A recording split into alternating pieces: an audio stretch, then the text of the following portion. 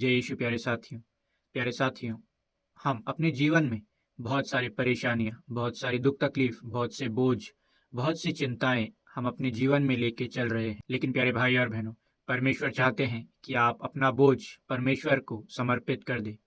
हम संत मत्ती अध्याय 11 पद संख्या 28 में पढ़ते हैं, थके मांदे और बोझ से दबे हुए लोगों, तुम सभी मेरे पास आओ, मैं तुम्हें विश्राम दूंगा। हाँ मेरे प्यारे भाई और बहनों, परमेश्वर स्वयं हमसे कहते हैं कि तुम सभी जो बोझ से दबे हुए हैं, मेरे पास आओ और मैं तुम्हें विश्राम दूंगा। प्यारे भाई और बहनों, हम सभी ने एयरपोर्ट देखा होगा और हम में से कई लोग एयरपोर्ट गए भी होंगे।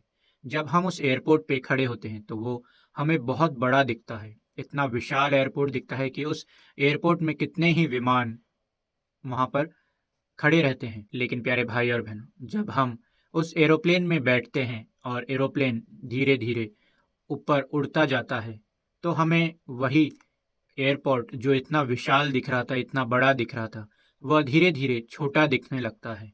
और जैसे जैसे हम ऊपर जाते जाते हैं एरोप्लेन में, तो वो एयरपोर्ट बहुत छोटा हो जाता है और एक समय ऐसा आता है कि वह एरोप्लेन गायब हो जाता है, वो हमें दिखाई भी नहीं देता।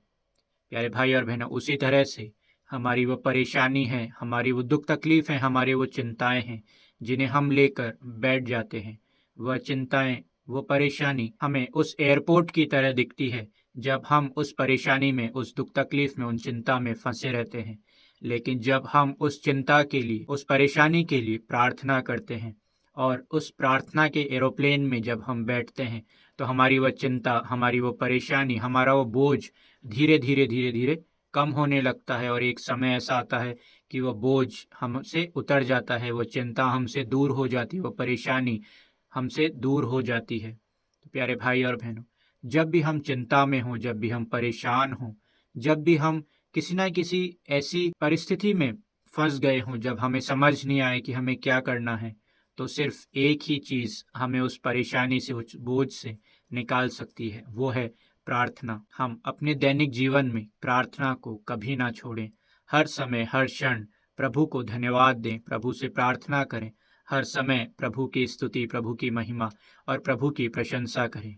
प्रभु हम सभी को कई आशीषों, कई कृपाओं से भरेगा। कुछ समय अपने दैनिक जीवन से निकाल कर प्रभु के साथ समय बिताएं। प्रभु आपकी चिंताओं को, आपकी परेशानियों को अवश्य दूर करेगा, आपको मार्ग प्रदान करेगा, आपको सही राह प्रदान करेगा।